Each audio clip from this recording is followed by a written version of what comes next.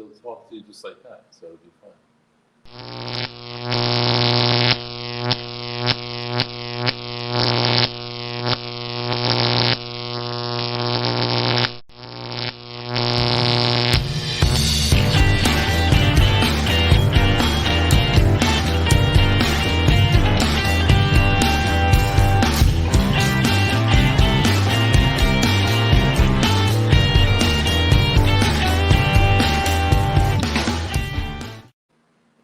Hey everybody, Tim Shaw. Welcome to Back to the Black Cat Lounge. Where else would you be on a Tuesday night?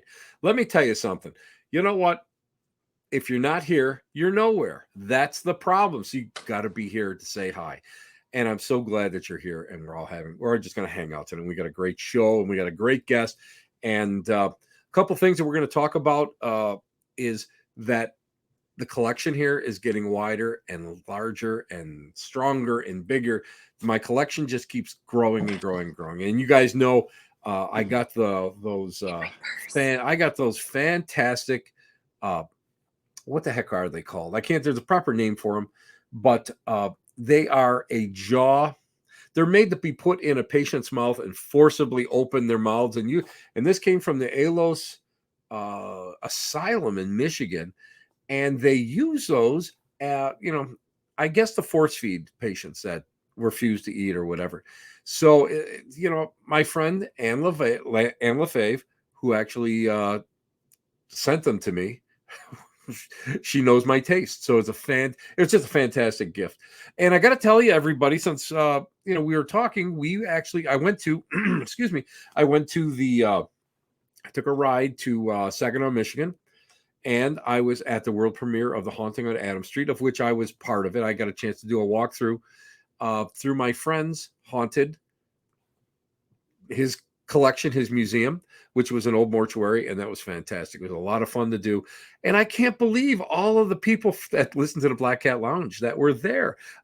Beforehand, I really got stopped a lot, and I met a lot of people that listen in. So it was so great. So thank you guys for doing it. And my buddy Steve Shippey, and if the name sounds familiar, Steve Shippey does a lot of work on Discovery Plus. And he does some work with shock docs, and he does some work with, all sorts of other, things. But seriously, he has a hometown series called Haunted Saginaw. And he's got 11 different places that he actually has worked. And it's just phenomenal. And Anne's in the room. Hi, guys. Jeff Fent is in the room. Jeff Fett, we're going to talk about you. We're only going to say nice things about you, Jeff, for now. We could change that later on. We'll see if Bridgett wants to go and talk to you about. We'll see what they have to say. But anyway, listen. Without further ado, I want to bring on our guest. And you know what? Our guest. It's kind of funny because I didn't get a chance to meet her face to face. We did talk on the phone only after I had worked at. I had done Portals to Hell with, and of course Jack Osborne was there, and Kat was sick, and there was a lot of COVID that was going around. But they brought me in, and so graciously they brought me into this fantastic. I got to tell everybody that I was like, this is probably the best episode I have ever taped anywhere. And it's not because of all the craziness and all this stuff, because you guys know me. I've fallen asleep in every haunted location that I've ever been in. You guys know that. I'm forever falling asleep in a haunted location. But I mean, I did my thing there, and did the walkthrough. And towards the end, it was just like, I love this place. I absolutely loved it. Then we'll talk a little bit about my first impressions and everything. But ladies and gentlemen, boys and girls, I have to go and bring on one of the nicest ladies that I have ever met doing any of this stuff. Usually I get, a couple, people that like have 4 teeth between like 20 of them, and they got shotguns and stuff, and they want to run me out of town. But Bridgett, she is so wonderful. So guys, let's bring on a good friend, a new friend, Bridgett Beau. Bridgett, welcome. Hi. How are you? I'm good. How are you? And let me tell you guys something. Bridgett, let me tell you something. Do you know how many people wanted to know, not about me, not about you? Cheeto. Cheeto was the star of the show. We had a viewing party here. It was like a combination birthday party from that my wife gave me a little bit earlier, and a viewing party, and people were just like, oh my God, that dog is fantastic. He's the most adorable. And look, guys, Cheeto went and has he's wearing a tie. He dressed up for the Black Cat Lounge. I don't know anybody else that dresses up for a Black Cat Lounge. Oh, he said it was an honor to be on your show. So he wanted to make sure he was in a tie. He forgot his hat. We forgot it at the store, but next time. That's all right. That's okay. That's okay. And by the way, Heather Matthews says hi, Bridge. Hi, Cheeto too. She wanted to make sure that she said hi. but it's fantastic. But now, Bridge, let me set the scene of when I was coming up to your location, and then we'll get into the history of your beautiful church. Usually, they blindfold me. And this time they didn't blindfold me because it was January. It was so cold. Oh my God. It was just so cold. And it was so dark. And when you start, when you see on the episode, The Enchanted Church on the Portals of Hell, you'll see a drone shot that goes over, and all it is cornfields. I'm telling you guys right now, I did not know where I was. I did not know where I was going. It was so black. We pull up in front of the church, and it's dark, but in the darkness I can see two gargoyles just sitting up on top of those columns, and I'm kind of like looking across. Now I couldn't even see this. There's a cemetery across the street, and I couldn't even see the cemetery. It was so dark. And I looked quick, and it looked like there was like an luminous figure that was running like inside, like a little bit in. I'm thinking, wow, okay, this is going to be interesting. I'm not used to seeing all of this. So before I've gotten out of the van, I open up they open up the van for me. I walk in. Jack says, "Hi, how are you?" Gives me a hug. I looked at him, and I swear to God, Bridge, this is what I said. Jack, you're not going to put me in a wicker man and burn me out in the fields, are you? Because that movie came right crashing in, because all I could think of is, I think they got the bald fat guy. They brought him in for to make sure that the crops are going to survive. But it was so beautiful. Your home is so beautiful. Tell everybody about the history of the church, and what really attracted you and Dave to purchase this place, because it's so beautiful. Well, it's kind of a crazy story. So we're pickers. So we go out and we find cool stuff, and then we sell it. So we were in Vegas, and this is kind of when COVID, it was happening. I don't believe the vaccine was really going on right at that moment. And my father actually passed away from COVID. And so I'm sorry to hear that. Thank you. And so when all that was going on, Dave's like, we should probably get out of the city, and do something different, because everything was just kind of different, with COVID and everything. So we were looking online at hotels, all different types of styles of old places, Victorian homes. And I think I mentioned to him, what about a church? And so he's like, oh, that would be cool. And so he started looking, and he found one. It was in Pennsylvania, right? Pennsylvania. And he went out, and we didn't get that one. Somebody outbidded us on it. And then I did the pendulum, and I kept telling him, I was like, it's telling us we're getting a church. And he goes, I don't know, babe. I don't think so. And then literally the next day he's online, and he says, I found a church. And he shows me the picture of this one here in Sycamore. And he says, let's just make an offer. Let's just do it. A sight unseen. And I was like, let's do it. And so we bought it sight unseen. The guy accepted our offer within an hour, I believe. And that's kind of how we got the church. It's kind of nutty. Not nutty at all. Believe me, seriously, when it's meant to be, when it's meant to be, and that's how even our new home here, it's pretty much the same thing. When you're drawn there, and it's meant to be, you're going to be there. That's it. And it's almost as if the location is what draws you, and it wants you there. And of course, we can definitely go into that, because that church loves you guys, man.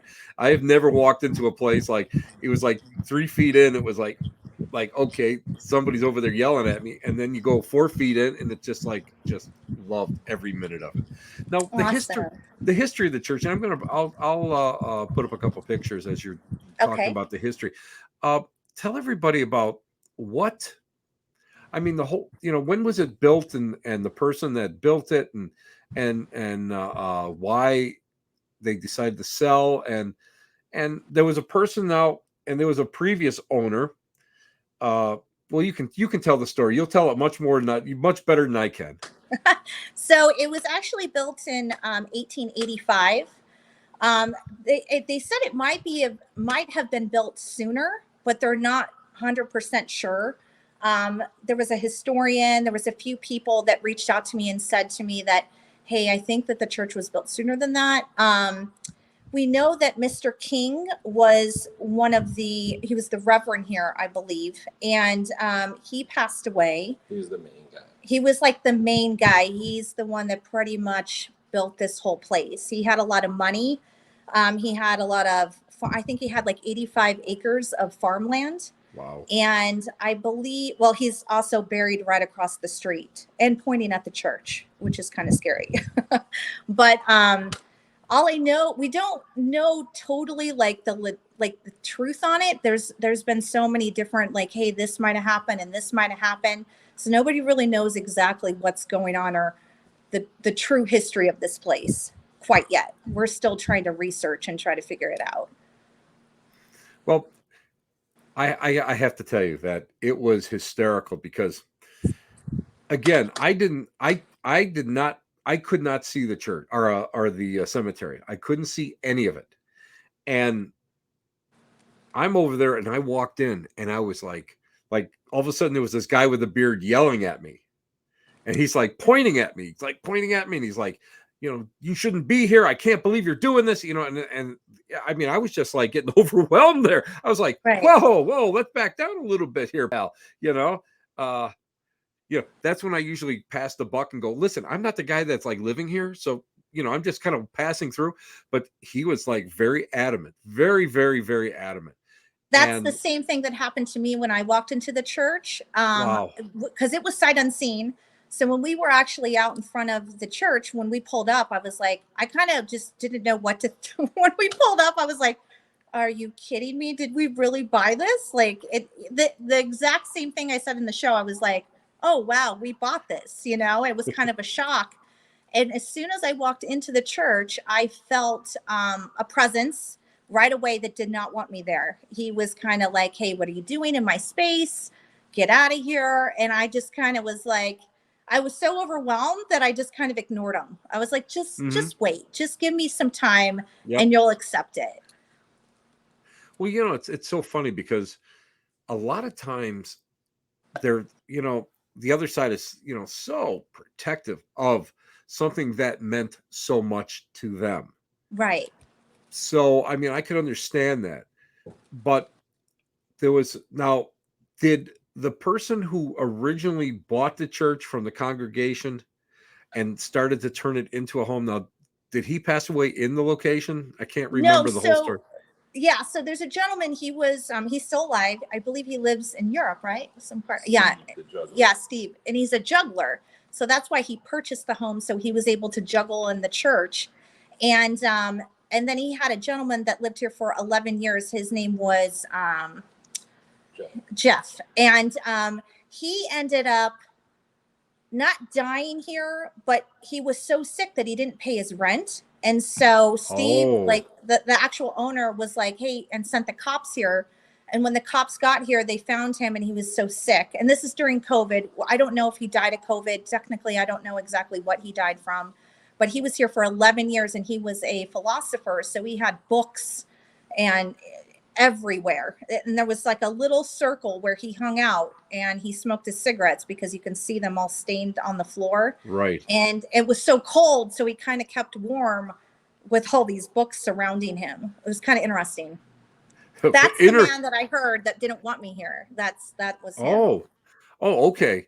Okay, because like I didn't pick that up. I picked up the earlier person that was in there. Okay. You know, that was the one that it was like an earlier person, because it felt like as we talked off the air, I mean, everybody knows me. They know I'm such a history nerd, and 1800s or late 1800s, early 1900s is my thing.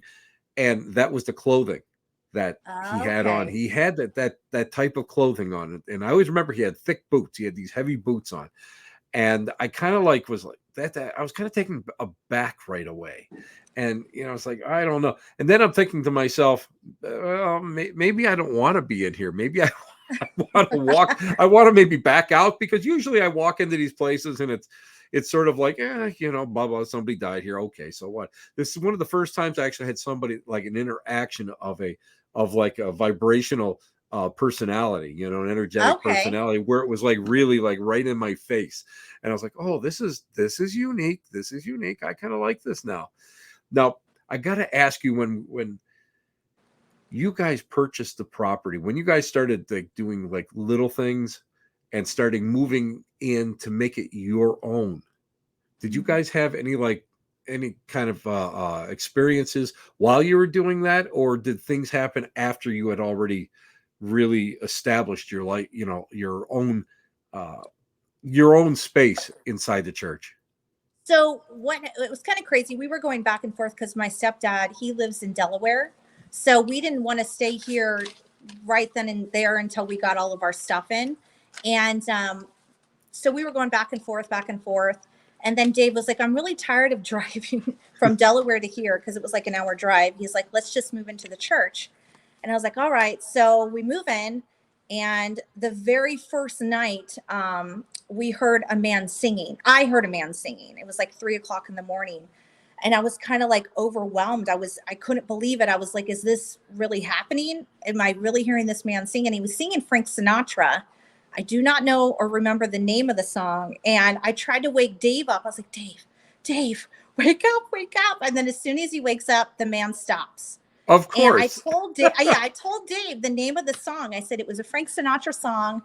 And then I told him the name, and then I fell back asleep. And then the next morning I said, what did I tell you? What was the name of the song? And he goes, I don't remember. And I was like, oh, so I was listening to all the Frank Sinatra songs and nothing clicked in my head, but I knew when he was singing it was Frank Sinatra, but it was a happy one. It was like a happy tune, because we started to bring our stuff in, and that's kind of when everything kind of started happening even more. I think that they were interested, the spirits across the street. And I think that, Jeff was interested in it. Mr. King was interested in it. And I think now that we're here and settled, there's not anything negative. It's really positive stuff. Well, I think a lot of that has to do with you and Dave, first of all, because you're just, the two of you are like, we've only talked once, but we've corresponded back and forth, and you're a real positive person, and you're a happy person. And I don't know Dave that well, but from what everybody tells me, Dave is okay. Everybody gives Dave a thumbs up. I don't know why, but I'm just going to tell you that Dave always gives a thumbs up. Everybody I meet, they're like, Dave's awesome. I'm like, okay, cool. It's pretty funny. But it's it's one of those things where you're right about the people across. I shouldn't say the people, the spirits, the energetic personalities across the street. They will come across. I'm sure they draw to that church because probably most of them were parishioners there. And I think you're right. Yeah, that would make sense. And they want to see what you're doing. They want to see how you're changing it, because one of the biggest things that I run into is when people go and knock down walls and stuff, that all of a sudden they start getting paranormal activity. The problem comes in is when you're trying to fix things up and make it your own, but you guys didn't really move any walls or anything. So no. I think maybe that's why it wasn't so overt. I think everybody came in. Hey, when you guys were sleeping, there was probably a big party. I just let you know. Just want to warn you. There was probably a big party that you guys slept through, because Yeah, I, that's funny. I'll tell you, because of the fact that, because that becomes almost like almost like a beacon. That's the best way I can describe it. It's almost like a beacon, and and I'm not a portals guy, and everybody out there will tell you, very seldom do I say, "Oh, there's a portal here." Very seldom do I do that. But the energy in the church is just so, I don't know, strong. It's welcoming. It's very welcoming. It's strong, and I can see why there's so much. There was so much going on with it, and why you Yeah. guys actually went and experienced a lot of it, which was fun. Now, you never said anything. Doesn't scare you at all. Has anything in the past prepared you for, let's say, living in this type of environment? Oh, that's a good question. Yes. Well, I've kind of always been intrigued with the paranormal. It's always kind of been like I've been able to see things and hear things. But when my husband passed away, that's kind of when everything started. Right before he passed away, and Mm-hmm. then right after, I would hear voices. I would hear things above my own thinking. It's really hard to explain, but I'm sure you understand. And Yeah, it's a different voice, than your own subconscious. And so I just kind of always, it kind of escalates when I'm going through a lot, like stress wise, right. or a big move or a wedding, all kinds of things. It kind of escalates. And I notice the more stressed out I am, or the more I'm worried about something or anxious, it goes crazy. And I think if I didn't go through all the things I did in the past, I would have been pretty freaked out to live here. But now I know it's really all within your energy and what you allow. And as long as you tell them, hey, don't be doing this when I'm around, I notice it stops. So I don't really have to worry too much. See, look how natural you are with that, because you don't know how many people I have to talk to about reclaiming your space, work with boundaries. You're in Mhm. control of all spiritual things within, the framework of which you're working with. And that's exactly how you do it. You just talk to them. That's all. Yep. Just, hey, listen, that's it. No, you can't do this. We are this is when we're sleeping. Don't be making noise all night long. But yeah, that is great. And Jody, she just was talking about, we had mentioned this earlier. What's up with the statue with the one headstone pointing to the church? Oh, the hand was no longer. That's Mr. King, and he was instrumental in building the church. And unfortunately, his hand is broken, and hopefully, it was saved someplace that it could be reattached. We hope. Well, actually, we found out that he was a slave sympathizer here at the church, and Really? they did not like it, so they actually sawed off his arm. And we actually found the arm through the King family, the remaining King family, and hopefully they'll be able to give that back to us so we can actually do a ceremony and put it back on. So Wow. yeah, it's kind of a crazy. We just found that out like a couple weeks ago. So Now someone was that like, "We have the arm," and we were like, "Yes!" We were all excited. and So and let's face it, that area of Ohio was high abolitionist at that time. So yeah, yeah, being pro slavery may have caused a little rift with some of the neighbors. I can understand that. I thought that the arm had been just broken off through weather. I didn't know that they no, sawed it off. Wow. Mhm. Talk about it, talk about retribution after death. yeah, it's actually really sad. And up in the bell tower, there are carvings of names. I don't know. I haven't done any research on those names yet, but I'm almost thinking that they were slaves. Even though slavery was legalized, I Right. still think that there was a lot of stuff that was going on out here and in other states, with slaves. Oh, sure, So, especially because we're in a high concentration of underground railroad, right. especially being so close to the Canadian border, and Mama Moses bringing them over, the Niagara River to the first, freedmen and the ancestors in Canada, bringing, all the traditions of voodoo and all and their religions over. So I mean, it's very, very possible, because let's face it, I mean, the Underground Railroad went in all different directions. So yeah, for them to go and saw his arm off, they must have had something that they were very upset with. Hey, speaking of Stephen, we were just talking about you off air. My buddy Stephen from the Buckland Museum of Witchcraft and Magic. Hey, always wondered what happened to you, Bridget. Glad that the church is all together now. Oh, well, yeah, it's coming along. I would say after the honeymoon, we're going to probably start posting on the Airbnb to where you can actually come here, and I'll give a tour, and then I'll explain things, and you'll be able to, we're even going to do a camping thing outside too, where you can camp out and kind of, see what happens. Oh my God. It's going to be awesome. Listen, I have to tell you, I'll be in line for that. I will be, because nice. You guys have a 4-poster bed. I don't know if it's still down in your basement, but it was a 4-poster bed down in the basement. And I'm standing there, and this didn't make the cut. I mean, this, because they can only put believe me, they can only put so much of me on TV. They don't want to scare off viewers. But it was so funny, because I touched one of the posts, and I looked at Jack, and I said, Jack, I just want to I got to tell you something about this bed. And he goes, what? I said, the bed tells me I birthed a lot of babies. He looked at me like, what? I said, it was so strong. And I mean, I'll be honest with you. See, I could sleep in there with no problem. I could sleep outside, but I could sleep in the cemetery with no problem. But I think that's going to be great. Wait till people, oh my God, when you guys are ready and you guys start that up, you'll have people standing in line for it. I'm really excited, because it's something, this is to make this an art piece, and people actually wanting to come and see it. And then the paranormal is just a bonus. It's pretty cool. Oh, it's beyond cool.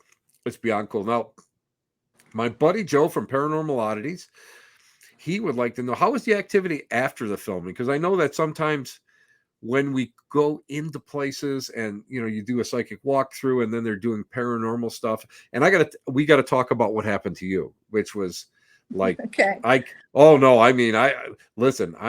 got nerves of steel. You got nerves of steel to do that, never having done it before. But how was the activity after everybody packed up and left?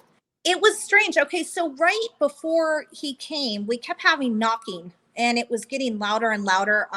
Like right above me, you could see a lot of the pictures, and they would actually move and knock. And so we were kind of like annoyed by it. We were like, why does this keep happening? And I would say it was probably about a week before Jack showed up. And then the whole time Jack was here, you kept hearing banging and clicking sounds, and they would actually respond. So if you said knock 3 times, it would go t-t-t, and it was loud. And we were like, wow, this is nuts. And so as soon as he left, I would say it did it for a couple more days, and then we never heard it again. It was really weird. And it would respond every time you would say, hey, knock 3 times or whatever, it would do it. And I was like, wow, this is really cool. And then it just stopped. Well, that's traditional spiritualist communication. That's traditional seance right there. Right. That's the way, the Fox families, Fox sisters began, all their spiritual communication. And it's funny, because now every so often, I find that we get a lot of spirit interaction through all the gizmos and electric toys and all that. But every so often, if I'm in a building that was built before, I would say like 1910, 1915, if I ask for knocks, usually I'll get some knocks. Mm-hmm. Takes a little while, but I'll get some knocks. And that's phenomenal. Let me ask you this now. Here's another question for you. Do you think that anything has been attached? And I'm just going to loosely say attached, because like I told you before the show, I look over the top of my screen here, and I've just got like walls of stuff. do you think you brought anything in that may have an attachment? And not even an attachment, might be like a power pod that might be powering into other things that might be going on in the church? I have quite a few things. There's not just one thing. I have this one doll that's really creepy. I'll have Dave get it out, but it's I'm a clean freak. Like everything is clean and dusted at all times. And I picked up the puppet and a roach came out of the puppet's mouth. Oh, And then went back inside, the mouth, and then I couldn't find the roach. It like disappeared. It's in that cabinet, the left-hand side. But it was so no, it's the puppet on the left-hand side up on top, the paper mache puppet. But that was pretty strange. We have a doll that's up here in the doll area, and there's a spider that comes out of her mouth and goes back in, and I've never been able to get the spider. This thing, I don't even like touching this thing, but this is just really bizarre. Oh my God. How did I miss that? Yeah, it's pretty creepy. It's in my voodoo cabinet, but is it haunted? I don't know. It's weird that a roach came out and then I couldn't find the roach, so it was pretty scary. And we have a religious box downstairs, and I think when you were here, you were talking about that it had some weird energy. I got that on eBay, and then of course you got Rose the skeleton. Hold on, which causes everything. We'll talk about Rose in just a couple seconds. I'm just gonna take a real quick short break to pay a couple bills, and we'll be right back. And where you're listening to the Black Cat Lounge, we have Bridgett Beau on there and the amazing Cheeto, the super dog. We'll be right back.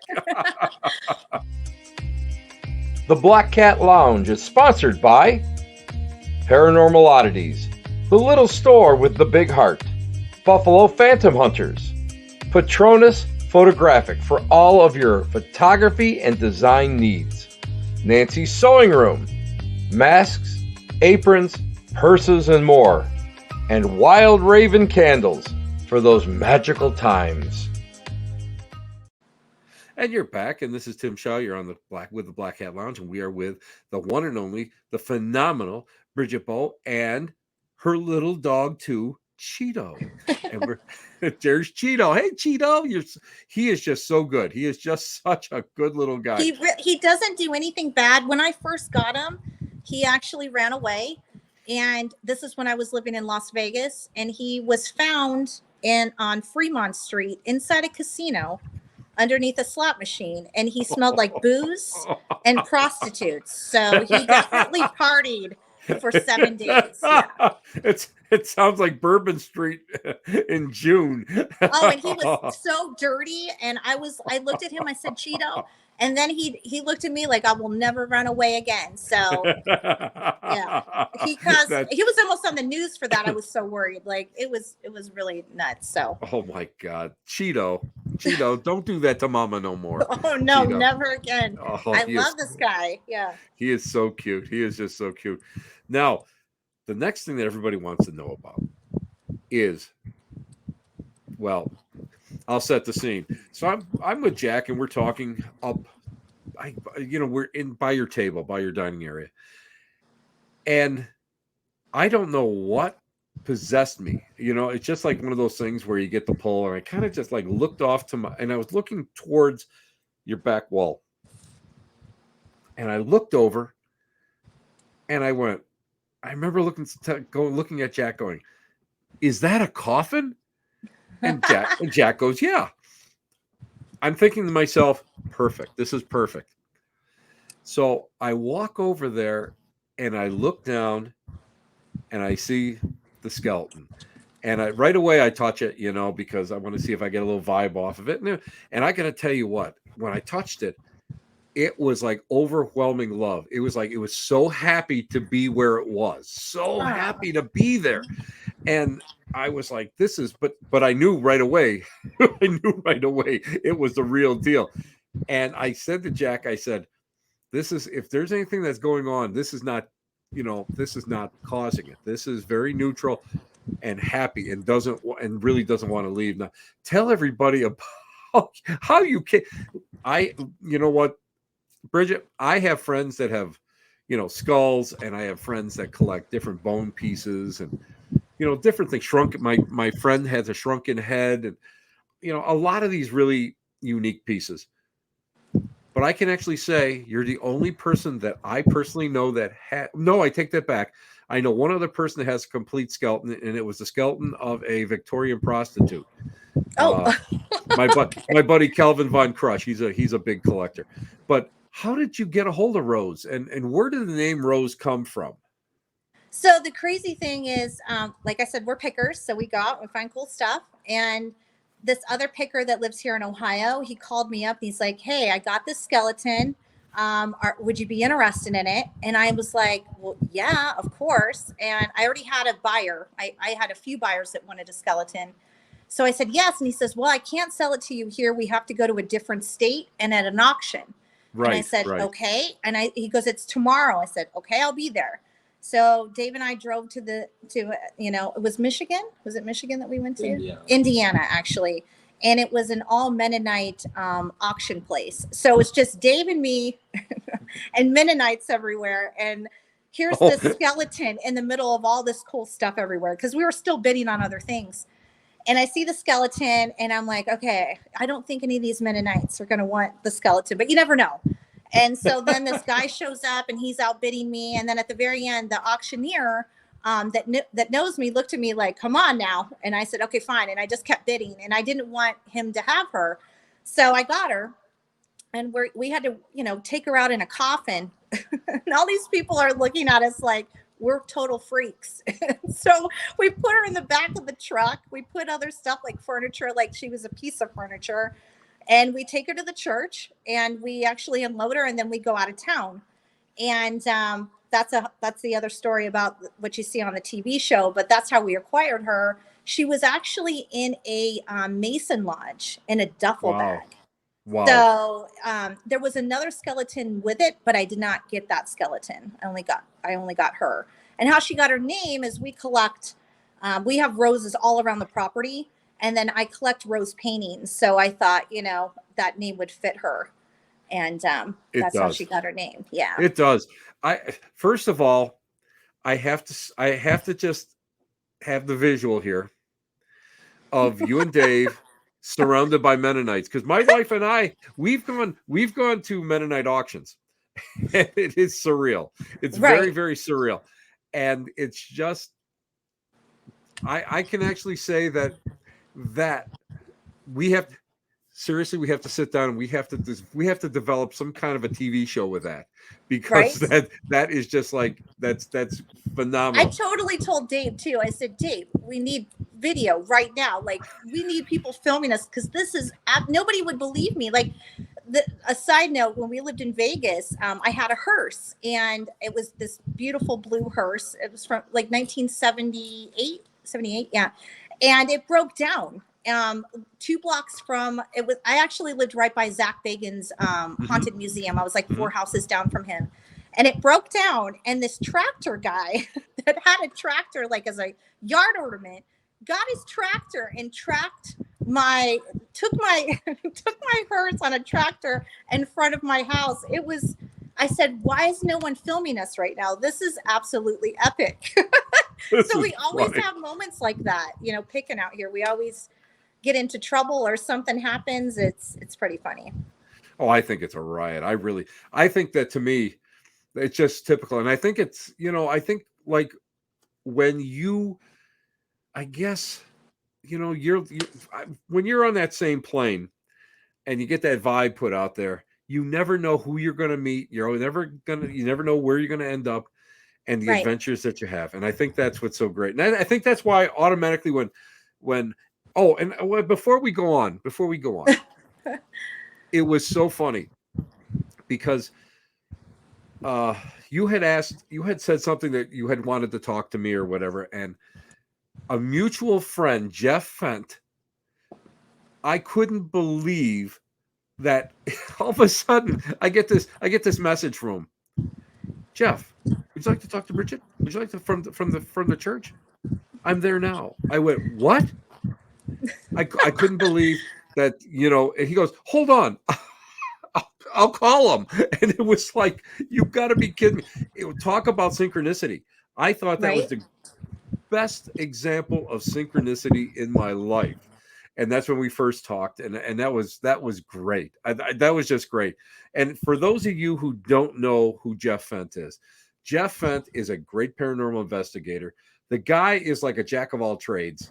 I wish he lived next door to me. I'm jealous of you guys because he comes and works on, does stuff around the church. I Yes. wish he would work in my house. I love the guy. He But makes paranormal dreams come true. That's what I say. He's awesome. He Yeah. does. Well, he makes some of the best spirit boxes I've ever seen. The best looking, most beautiful pieces I've really ever seen. And he went and he investigated. Just to let you know, this what type of a guy he was.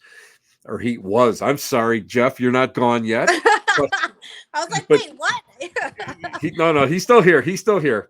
But he was up at the Hinsdale house and he brought me a gift, and he was associated with the Emmett house. And he knows I love pieces of historic buildings. I love that because they have such a vibration to them. And he got me a brick and a whiskey bottle from Prohibition after when it had burned, and I cherish those pieces. So that's what he's got, a huge heart. And wait a minute, what did he say here? Oh, there he is. Jeff said, nope, not dead yet. No. I was like, you better not be dead. You're coming over this weekend. Hey, got stuff to do, Jeff. And he did a great job. He did a fantastic job as a witness on the show. So I was very, very happy with him. Now, what is the reaction that you get when people come in and see that you just happen to have a full skeleton laying around in your house?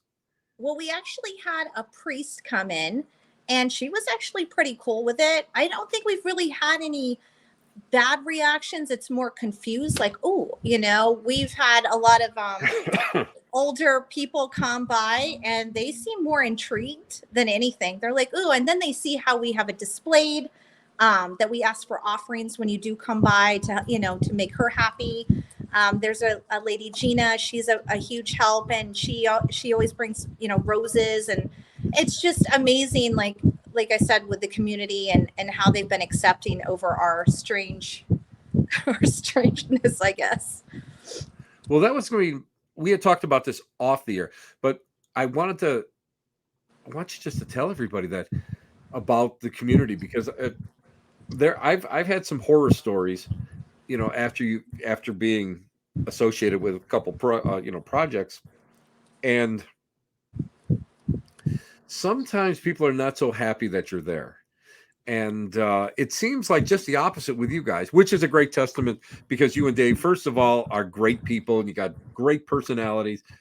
But, and be honest with you, who wouldn't love you guys? Well, I think Cheeto. I think Cheeto is the one. Nobody likes the two of you. Everybody loves Cheeto. That's the way it seems to be. But I mean, when you first purchased the church, did you notice that there was like apprehension, or was it just sort of like, oh, somebody new bought the church and they're doing X, Y, and Z to it? I think in the very beginning, it was a little difficult. We would go to auctions and we would do things, and people would kind of look at us in a different manner. Like, what? I would get this a lot. Why did you come here? Why did you come here? And I believe no matter where you go, you make the best out of it. It doesn't matter where you're at. And I was just kind of like, why not? This place is awesome. You're out in the middle of nowhere. I think even people like us that can pick up on things, it's hard for us to live in big cities because it's pollution and there's so many things going on, and you get that energy, and it almost kind of sucks you dry. And here, at least, you don't have as much energy around you. I mean, I have quite a bit across the street, but I feel like the hustle and the bustle, I don't have as much here, and I can actually think and meditate better. So, but I think everyone's been pretty cool. But in the beginning, everybody was a little apprehensive. But then when they saw what we've been doing to the yard, and, putting the flowers everywhere, and, even this building that we purchased to do the store, I really want to give back and do something good, because there's been a lot of kids, which I'm shocked that the parents let them watch the show, but they're like really into it. They're like, can I get a picture with you? It's really cute. So, and then Cheeto, like I said, Cheeto's the number one here. Listen, Yeah. Cheeto's the star. Now, Yes. let's go and let's talk about, I have two things we're going to talk about. When I want to talk about your experience when Jack used you in the Estes experiment. I am like sitting there going, and I got the greatest job in the world, Bridge, because you know what? I come in, I walk through, and then I'm like, because I'm old, I'm sleeping by midnight. That's what's so great about what I do. Well, everybody else is out there investigating. I'm watching, and Jack says, "Okay, well, maybe you would like to, try this." And I'm thinking, whoa. And he's like, okay, yeah, he's putting the blindfold on, and I'm like, this is going to be interesting, because now you had never tried to like do that kind of an experiment before, correct? Correct. Actually, it's kind of weird. There was a show, I don't know the name of the show. It's probably like 10 or 15 years ago, paranormal show. And they did something very similar where they put these balls in their eyes, like the tennis balls, and they wrapped it and they put like a red light. And I remember watching that going, well, that is so interesting. And then I remember the person in that episode going, oh my God, I see this, this, and this. So I kind of knew, but I, like I said, that was so long ago. And then when Jack said that to me, I was like, ooh, okay, sure. I was a little apprehensive, but then I was like, what do I got to lose? Let's try it. And then when it happened, it was so overwhelming. I haven't done it since. I've been too afraid, but it was like watching a movie. It was like almost like a dream state, but not. It was overwhelming. It was cool, but not at that time. It was more yeah. I'll be honest with you. I mean, back in the 80s, I logged well over 50 hours in an isolation tank over a period of time. Wow. And that really messes with your brain, because you hallucinate and you start seeing all this stuff with your eyes wide open. And I'm thinking to myself, I was prepared to do that. I mean, I was prepared. I had in my brain, I'm going to do X, Y, and Z, and I've done the research on it. Let's see what happens. And you came in cold. I was actually kind of shocked. I was like, oh, okay. And then he's like, and we're going to leave.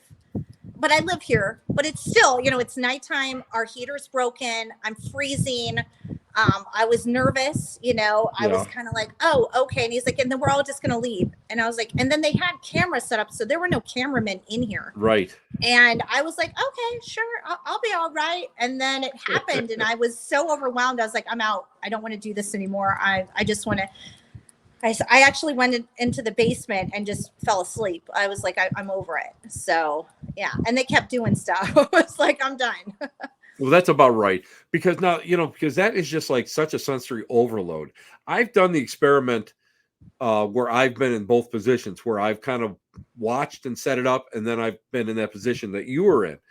And I maybe it's a little, and I know it's going to be different for me because of the fact that I'm a trance medium and I'm kind of used to doing that, and it's kind of stepping in, stepping out, letting stuff just just flow right through you, At one point, I'm sitting there, we're all in my garage and we're watching it on a screen, and I'm going to whoever was sitting next to me, go, she's not going to be lasting very much longer. This is anxiety starting to come in. And I could see on your face, and I could see, you were all of a sudden you started to rapid breathe, and I'm going, this is, if I had been in there, I would have already stopped it, because of the fact that you just had never had to go through that yet. So, but I give you credit. You know what? You're like totally fearless. They should like, have you on like pictures that are like hung on walls, because you're so fearless. Because I would, if I did not know, seriously, if I did not know what it encompassed beforehand, I don't know if I could have done that. I really just, I don't know if I could have done that. So yeah, you did really well with it. You Thanks. actually did bring information through. So maybe, someday in the future we'll all get together and we'll try it again. Yes. But I'll guarantee that I won't leave you in there by yourself. Thanks. I appreciate that. Yeah. I would stay in the room, but but yeah, so I mean that is very, very cool, because sometimes you really get some great stuff with it. You really do. And you are, and I think if you had known what was going to happen, it just kind of a little bit more than what you did know, I think there would have been some great contact. I have to say, it would have been great. Yeah, I think if I would have, because it's happened with my ghost boxes too. We'll make communication. I'm like, okay, and I'll click it off. I'm like, no, I'm good. I'm good. And everyone's like, turn it back on. I'm like, no, we're good. We're good.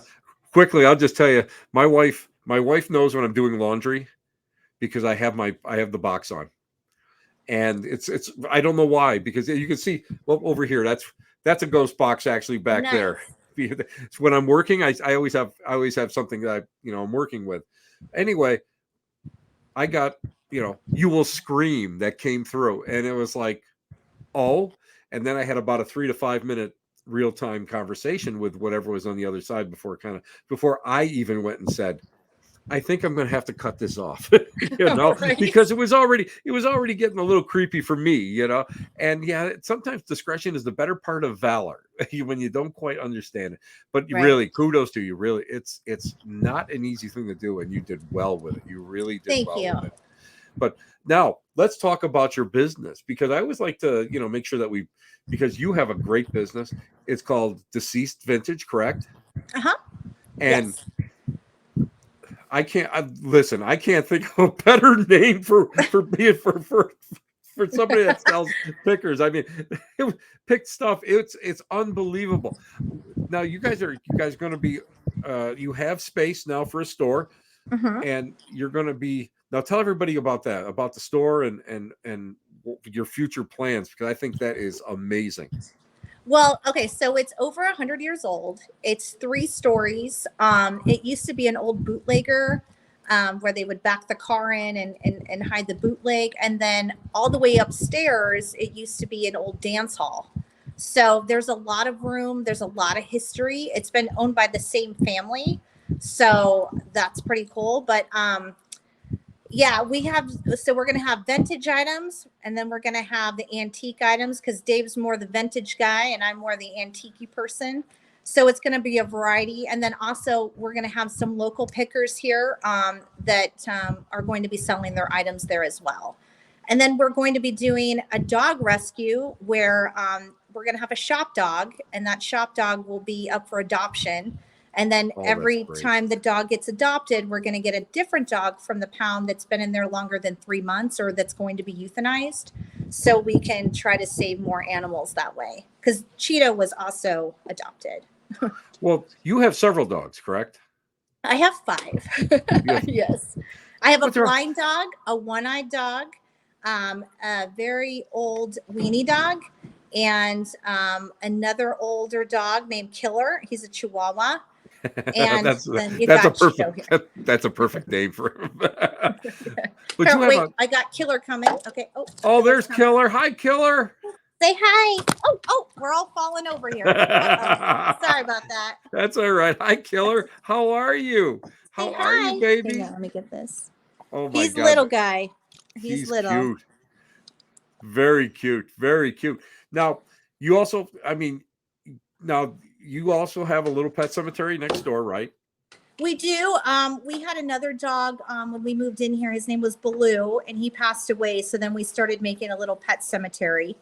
And then, so we also do plaques outside. So if, let's say, a loved one of yours has passed away, or a dog or whatever, we plant a rose bush and then we put the plaque in front of that. Oh, so that's great. We're trying to do this church be more for everyone than just for Dave and I. So, and the dogs.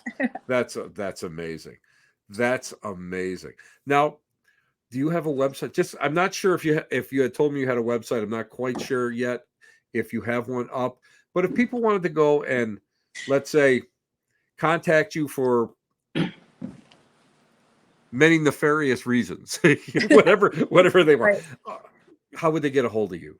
The easiest way is just to go on our Facebook page, or you could go on our TikTok, which is pretty big, or or Instagram as well. So you can just shoot me a message through there and I will get right back to you. Awesome. Because we get a variety of different things. We get bones, we get everything. Everything you can imagine. Well, I can't imagine what let's talk about, we have a couple minutes. I want to talk about that reliquary in the basement. Okay. It was funny because I remember I'm walking down the stairs, and of course it's dark. We're doing this stuff in the dark. My wife will tell you how I hate the dark, Bridgett. I hate the dark. I'm one of those guys that I'm not a person that likes the dark. And my wife goes away overnight or something, or she'll come back late. Every light in the house is on, because I think maybe because I know what walks around, so maybe I don't want to see it. But I have to tell you, I'm in the basement, and I walked by that bed, and the bed was the first thing, of course, that got my attention. But then it was like boom, and it's the reliquary is a wooden box. It was hanging on the wall, and it had an opening in there, like a little drawer, not a drawer, but like a little drop ledge on, or whatever you want to call it. And I know that we used to keep like we used to keep like very sacred objects, like true reliquaries, where it would be like either a blessed, like something that would have been like a class 2, something that was either touched to a saint's remains or something like that. That pulled me right in. I was like, holy crap. I was walking there, and Jeff, when I talked to Jeff later on, Jeff was like, oh, I think she just got that. I think we just hung that. I went, wow. Because that was just pulled me right into it. I got that off of eBay too, which is pretty funny. So I buy a lot of stuff, and then I'll just leave it in the box, and then eventually I get to it, and then I'll be like, okay, either I'm going to hang it up in the church or I'm going to sell it. And so with that, I was like, oh, I'll hang it up in the church, but I ended up getting like 3 more. And so that one I just kind of left downstairs, and every time I would go around it too, I got a little, my stomach would hurt a little bit. So, and then I had 2 ladies that were just here the other day that were doing a paranormal investigation, and they were like, oh yeah, I get sick when I go around it. I'm like, yeah, but I got to keep it. I love it. So it's kind of one of those things where, as long as you don't touch it or just leave it alone, you'll be fine. Oh, it's perfect. Perfect. I get the same thing. I got one more thing I got to bring up. I hope you didn't mind that I left a medal on your little altar. No, not at all. I love the medal. Yes, I left it right. It's still right there. It was so funny because we were upstairs, and we're in the loft area, and somebody had said, well, why don't you climb the ladder to go up in the the attic and the belfry. And I'm going to be honest with you, I don't like ladders. I'm one of those people, that it's like I will pay somebody to go up over 6 feet. And I said, no, homie, don't play that game. I'm not going to try that. And I remember I turned around, and I caught the voodoo lovers that you have on, that are up there. Uh-huh. And that attracted me like immediately, because I don't see that often. So that's a wedding decoration, actually. Yeah. We're going to be using for our wedding. Yeah. Oh yeah. But that's got a lot of hardcore meaning to it. Yeah. Yeah. The lovers and voodoo tradition is really big. I looked over and I went, oh my God. You had this beautiful, like little dressing table with a mirror, and I looked, and you had these beautiful statues, and I looked down and I saw just a sea of medals and all these holy medals, just a sea of them. That's the only way I can describe them. I'm looking, I'm going, this feels great. And I reached in my pocket, because I usually carry, when I'm out there, I usually carry a couple St. Benedict medals. It's just, don't ask me why. You give them away or whatever. You bury them or whatever for good luck. But I I said to Jack, I said, do you think that they would be mad if I left this year? He goes, oh no, Jack, no, go ahead, go ahead. Right. It's like, Jack's like, I'm thinking that Jack's probably thinking to himself, it's not my place. I don't care what you're leaving, Right. So, I thought it was great. So I Well, have I to tell you, appreciate you with the medal, and I just wanted to say one more shout out. We need a priest really bad yeah. for our wedding, and the second thing, our band dropped out, oh no. so we need a band as well. So I just wanted to put that out there. If anybody might know someone more, I would be really appreciative. Well, all I'm going to say is I'm going to go and I have some friends that are in Ohio, so I'm going to go and I'm just going to drop a hint to a couple of them and see where that goes. Nice. Maybe they know somebody. Hopefully that Thank would be great. Bridgett, I have to thank you so much for being on the show, and I have to thank you so much for allowing me to be in your home and do what I do and be a part of it, and just I drove back in total honesty. I drove back with Jack back to the hotel, and outside of talking with Jack about snowblowers, which is like surreal in itself, I said to him, that place I loved it. I loved almost every second that I was in there.